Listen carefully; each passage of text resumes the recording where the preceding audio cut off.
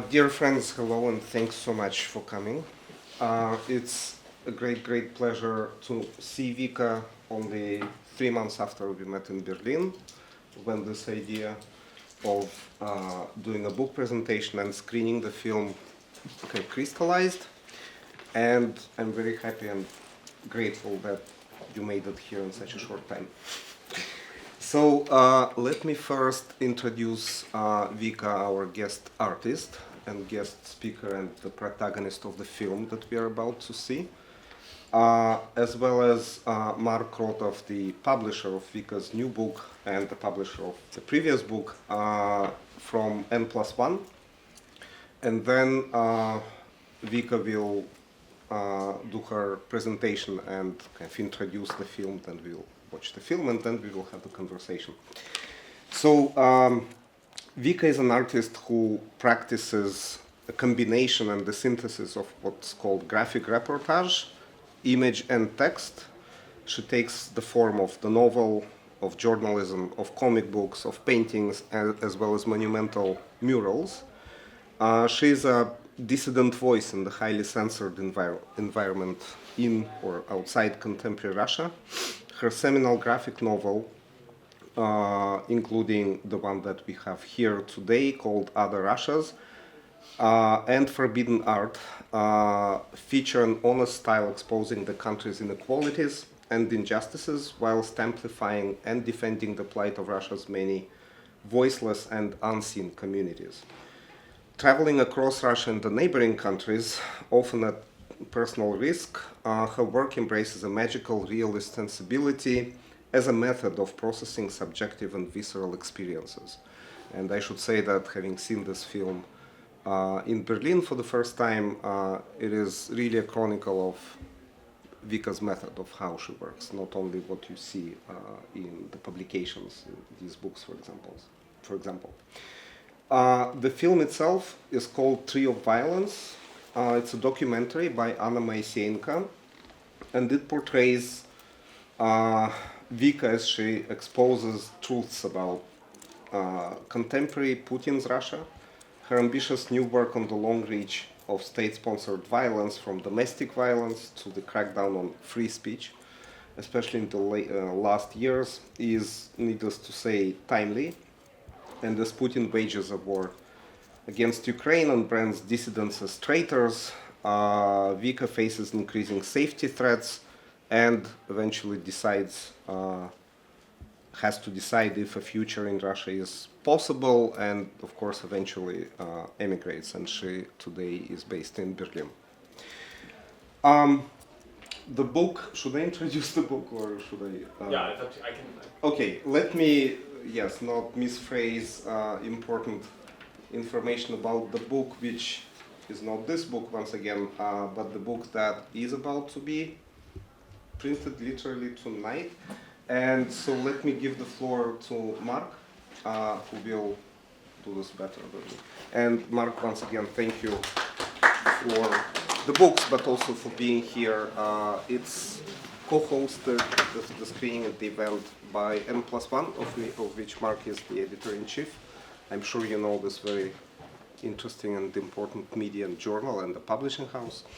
Vika and I have been working together for almost 9 years, I guess, unbelievably, and I had the great pleasure of, I was introduced to her work by our frequent collaborator and by the translator of the new book, Vela Shayevich, who many, I'm sure you know, is a translator and writer, and we at N+1 had never, we're not visual people, we're word people, and so the prospect of publishing a book with all these pictures in it, we sort of couldn't figure out what to do at first.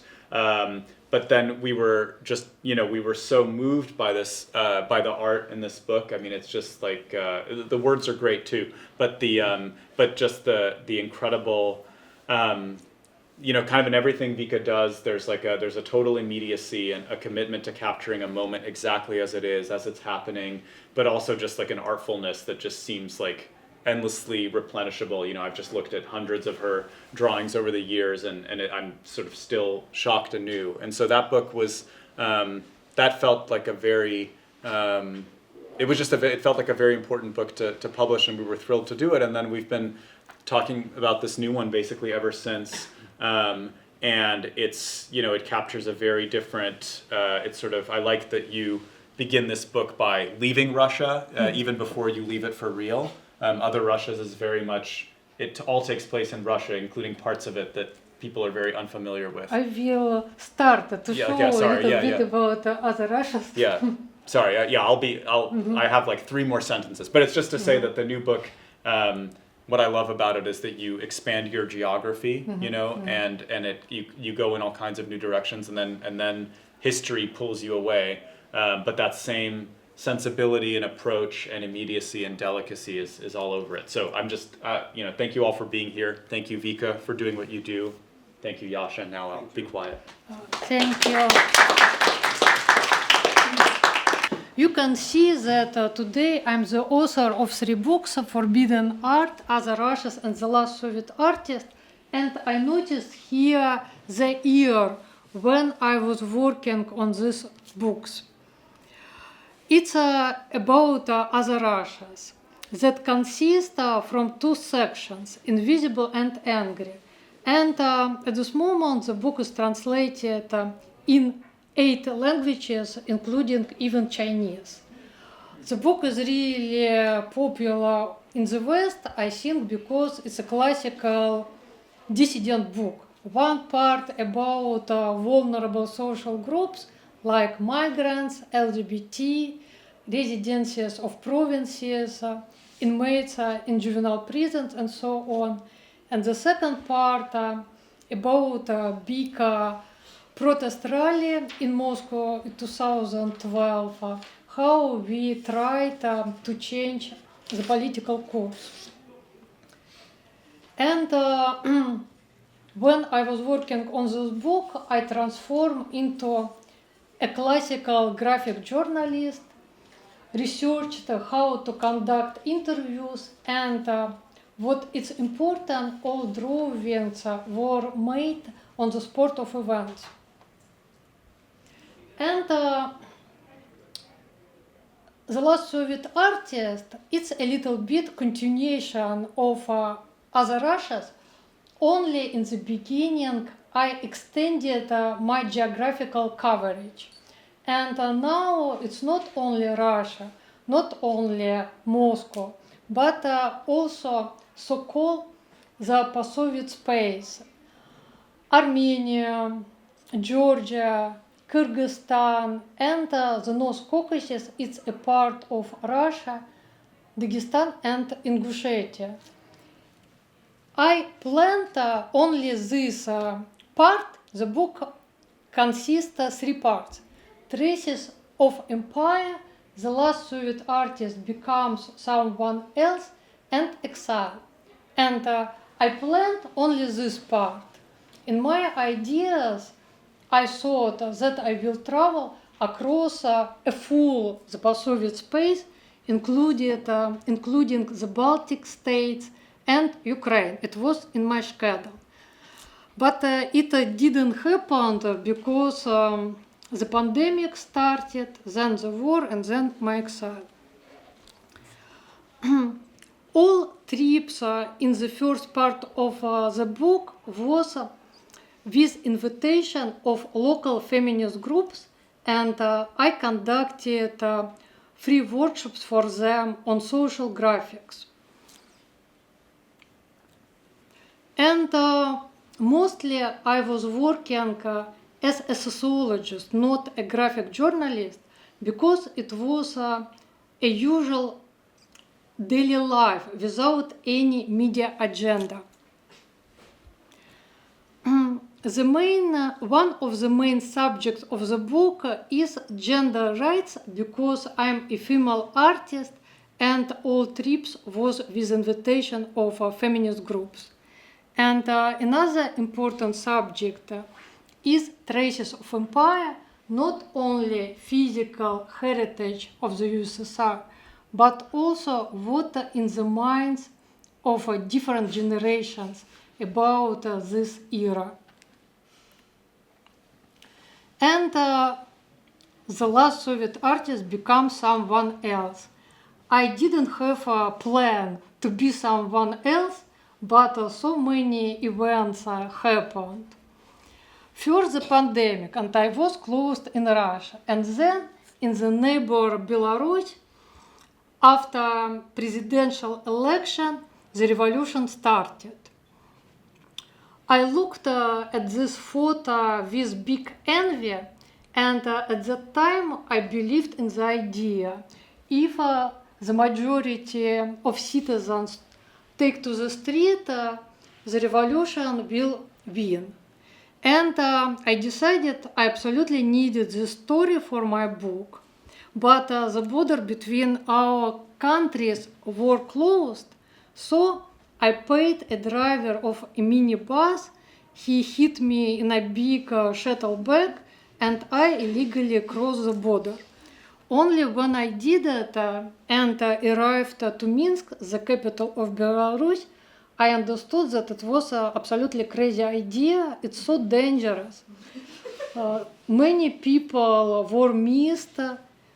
Later, it became clear they were killed, and thousands arrested across the cities.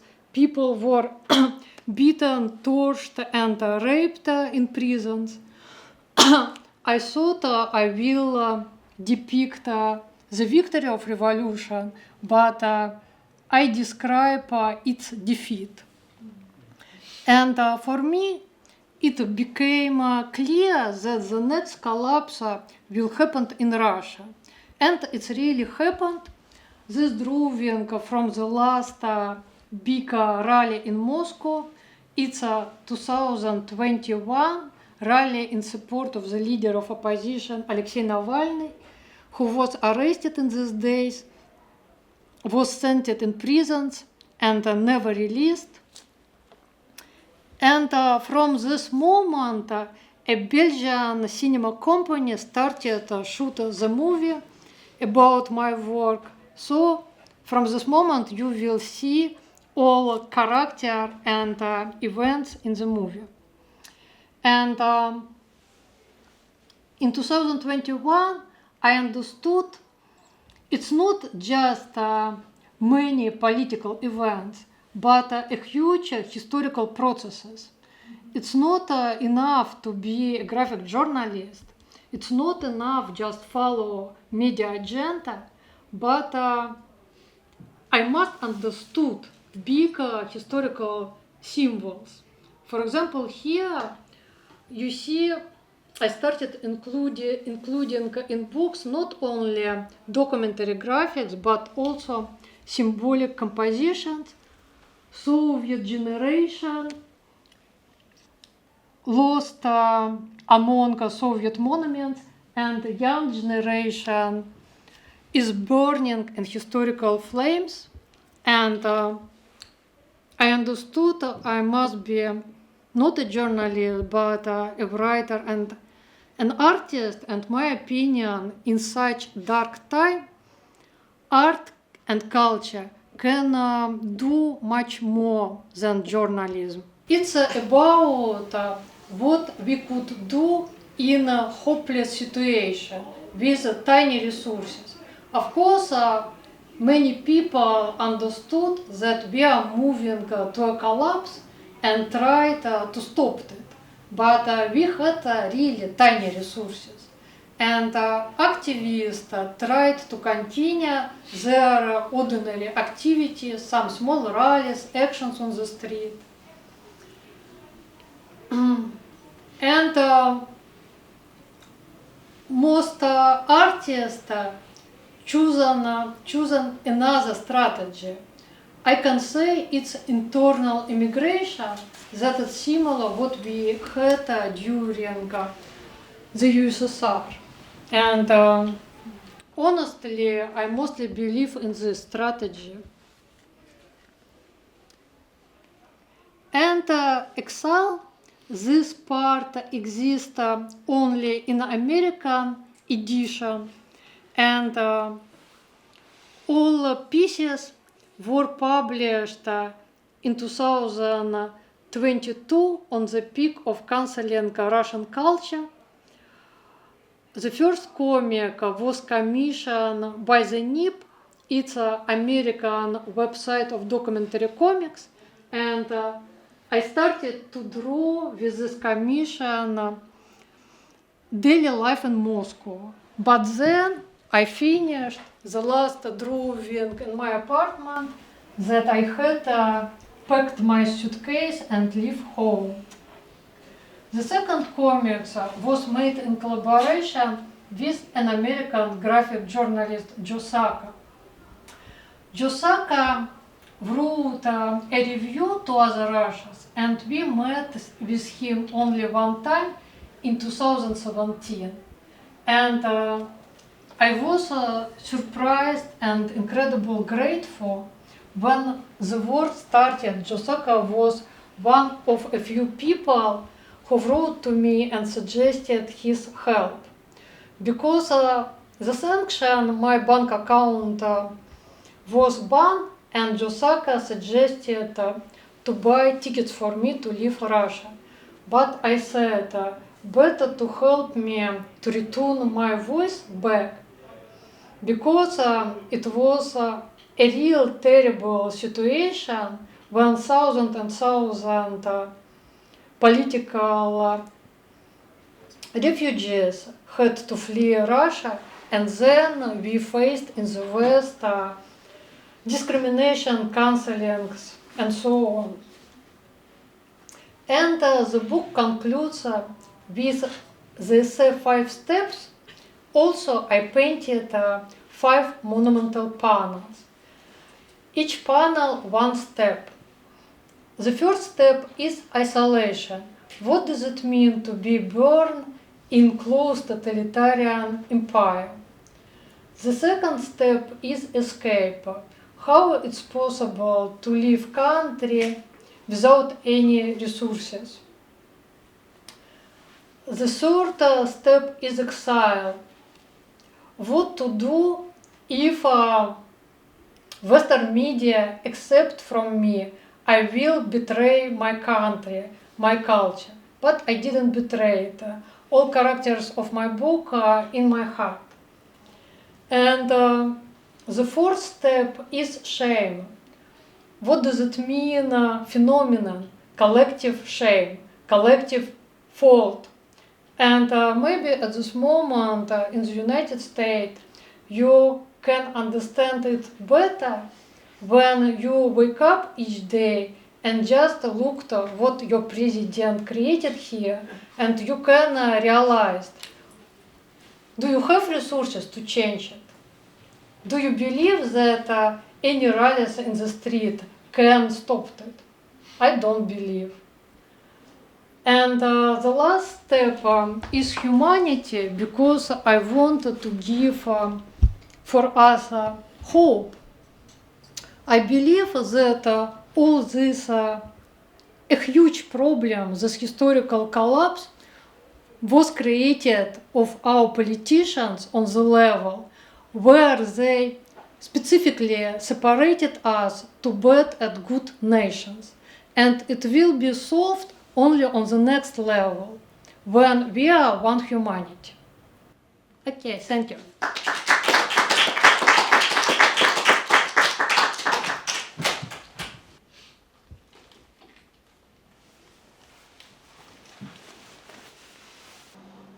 Что рисовать?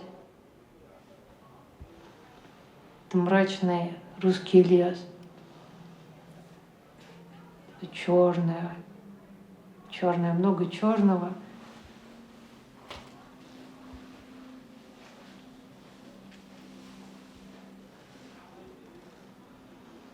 Взбесившиеся советские монументы. Красные, оранжевые вспышки. Всегда знала, что они захотят взять реванш.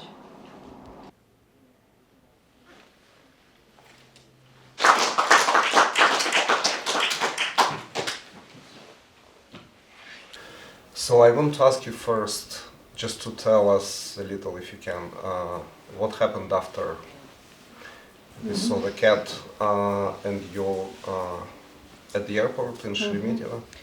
in this day, in the morning of this day, the producer of this movie called me and the director, Anya, and said, I agreed with the French embassy, they will help you immediately run, and you have a couple of hours to get a visa, and in the evening your flight.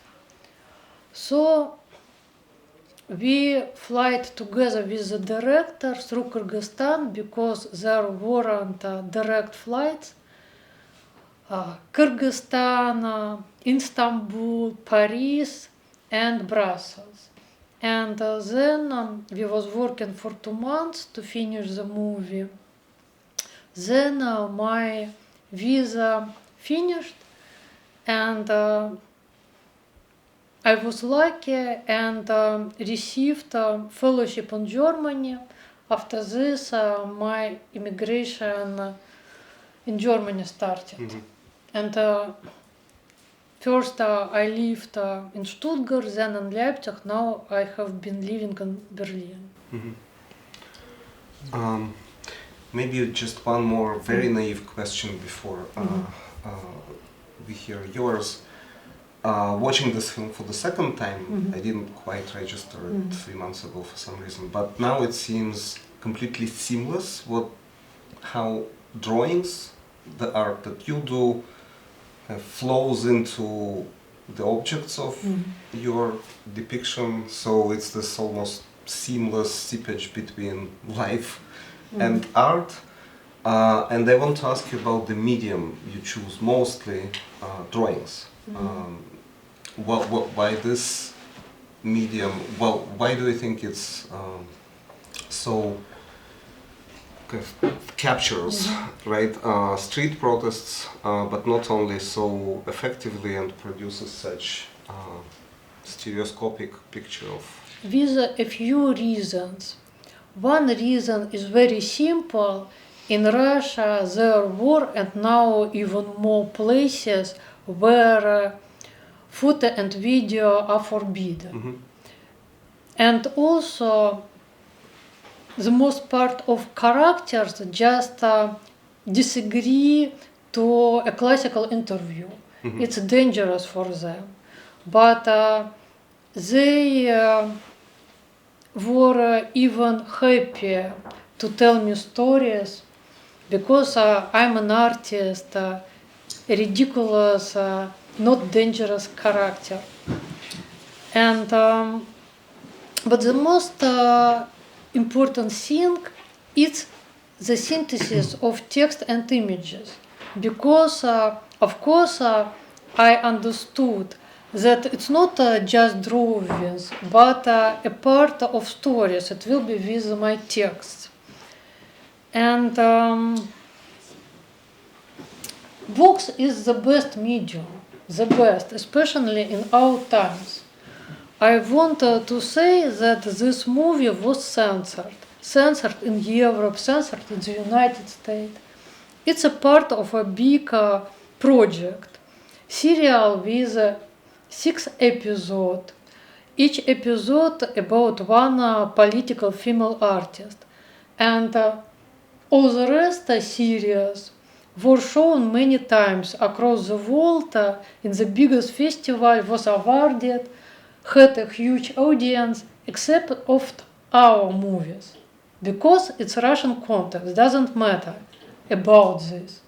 And only with my books, at this moment, I can reach my audience. So when you do drawings, you think of them as a future book? Of course. And I think it's clear from the movie that I understood the situation even in 2021, that the war will happen. And what we will do? We, with a huge risk, gathered these historical materials. I understood that we gather historical evidences about Russian society, about that there is resistance, but we were censored.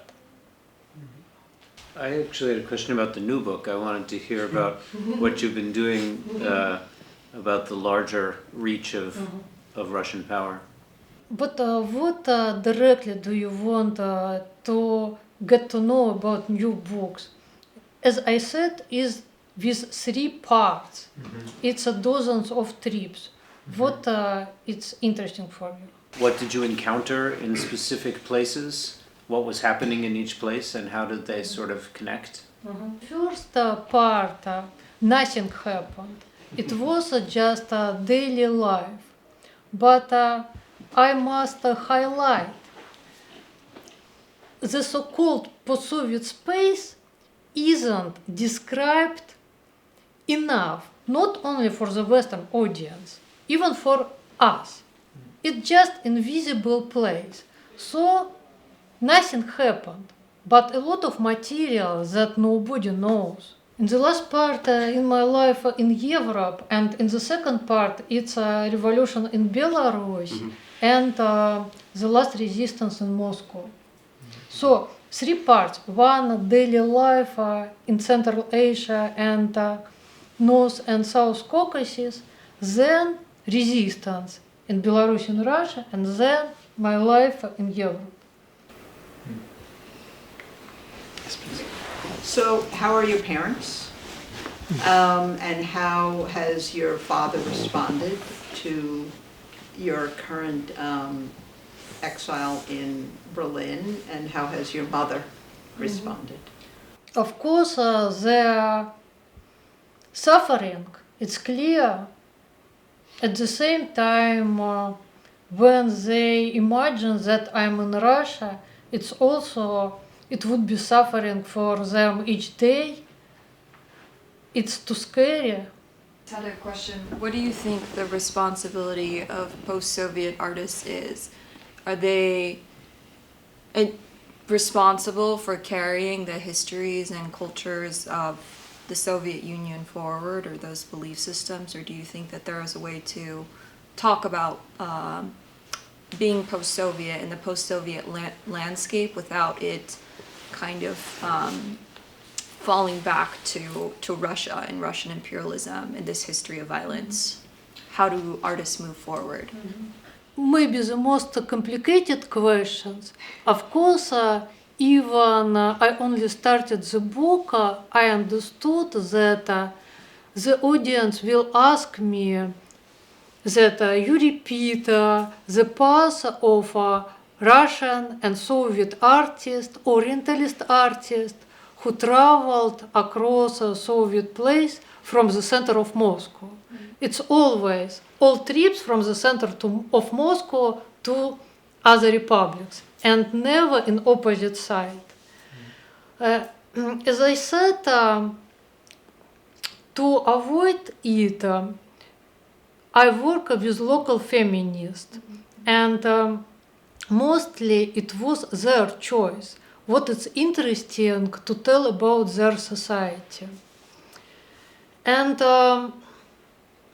of course, in my book, I gathered many evidences about colonial policies of Russia in Georgia, especially in the North Caucasus, in Ingushetia. It's hard for local people. But at the same time, I'm an artist, and art can be black and white picture. It's more colorful. And I must say, I gathered another evidence that all generations have a huge nostalgia about the USSR, because we know when USSR collapsed, it wasn't a paradise. A lot of people lost their job and never found new, like it happened in my family with my father. And a lot of factories were closed and destroyed. What happened with our education, culture, and so on? All this budget was cut. So, at this moment, I want to review my post-Soviet identity, and I disagree that Western people blame me like the Soviet Union is just an empire of evil. Especially I don't want it in the United States, where a lot of your own problems and historical tragedies. So, after everything what happened with me, I understood that the biggest problem is when we forced to separate the reality to bad and good side. If we have, I don't know, terrible the USSR and beautiful the West, it means it will be a fight without any end. If we separate two brave and amazing Ukrainians and terrible Russians, it will be the war without any end. If we separate here you are progressive and beautiful and stupid people who voted for Trump, it's struggle without the end. And there is only one way to be progressive, new level, and to inspire your opponents. When you fled, what was the criteria that you used to select the works that you took with you? And are you still in touch with someone there who maybe send you like some of your works of your originals later on? And have you been contacted by young artists that are still in Russia trying to do something that they are inspired by your work? When I left the country, you see, I passed all my artworks to my mom. But later the producer helped me with the help of French embassy, and they passed absolutely all my archives in diplomatic suitcase. And now it's in London in my gallery. I'm in touch with my Russian friends, and I'm very interested in what is happening in Russia. It's similar how it was during Soviet time, and yes, there are independent projects. Of course, invisible. Of course, only for friends of friends of friends. But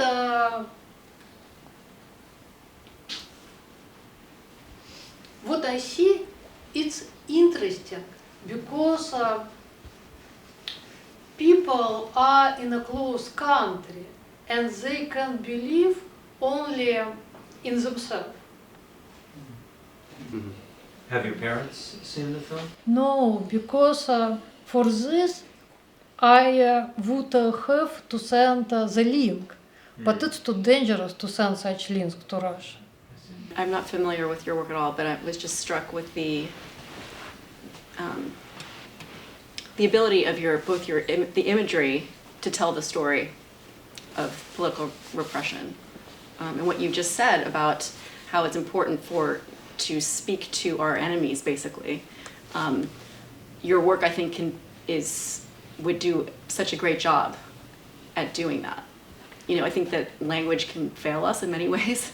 So I'm just curious as to what your human can be lacking. So I'm curious if you have any current thoughts about your next project, things that you're thinking about.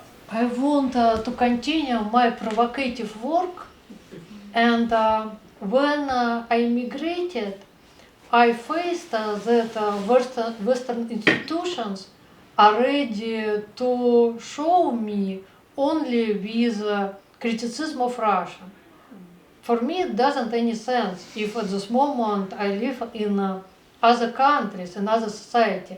I must research what is around me. And I started a new book about European intelligentsia.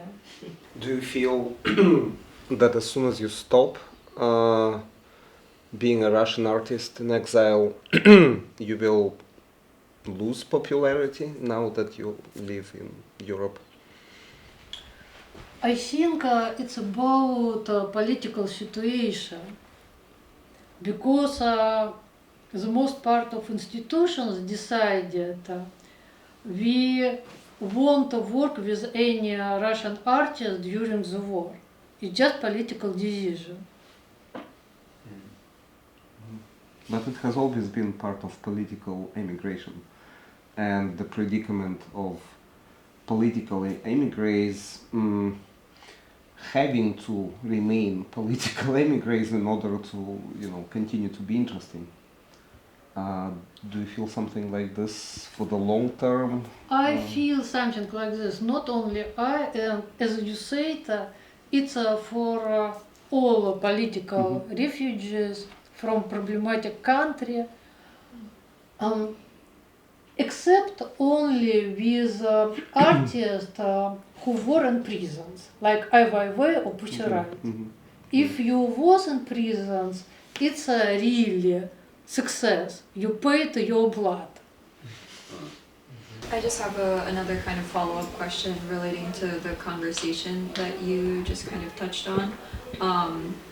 This feeling of a Russian exiled artist atoning or having to carry the burden of history, is that something that you feel like your artist peers who are also in exile or from Russia feel like they also deal with when applying to things like residencies or programs, that you somehow are obligated to carry those things in your work?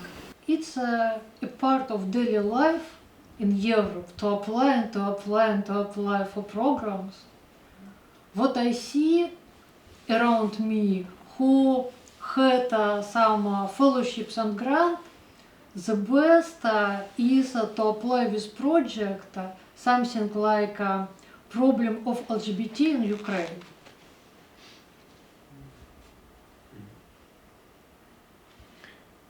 What do you expect the American audience to learn from the film we just saw? And this is, of course, completely new. When you were planning the trip to the US back in the fall, you probably had different expectations than showing it in the US, even in New York today. I think that people everywhere are feeling now that this is one big historical process. Maybe it started in Russia and Ukraine, maybe earlier, I don't know, but it's like a fire that is going across countries. Do you have some recommendations that you would give to artists that want to do this kind of art on motion, about materials, techniques in order not to feel overwhelmed, and what to do and be accurate and fast when they are working in this kind of environment? I suggest for young artists started to draw political trials, because it's much easier. All characters in one place for many hours, and it's not needed to conduct interviews. All questions will be asked by judge and prosecutor. I started with this, and it helped me a lot. I think if you want to do graphic reportages, the most important thing is how to conduct interviews. Not drawings, but how to communicate it with people.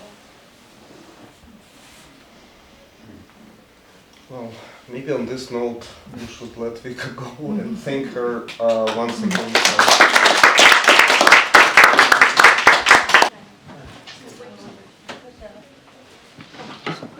Yes. Is this translated into Russian? Yes. I thought you said It's never been published in Russian. Never been, Yeah. not even digitally. So, Stand up. yeah. Great to meet you. Not even digitally, no. Some of the earlier chapters she published, I think online in Russian, like before, kind of before the repression got worse. Yeah. But we tried to, we were in touch with like some bookstores